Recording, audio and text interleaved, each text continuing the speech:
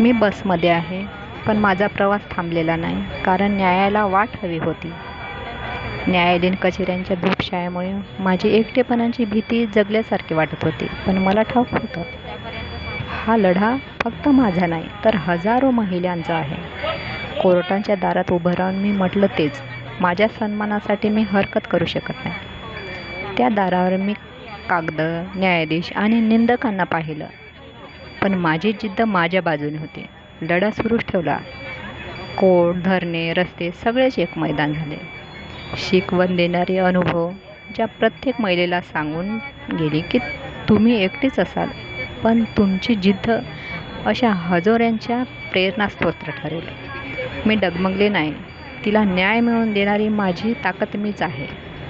संघर्ष संपला नाही, पण आवाज व्यासपीठ मिळालेला आहे. एकटीची जिद्द फक्त हे एक टॅगलाईन नाही, ती आहे तुमच्या अस्तित्वाचा साक्षीदार.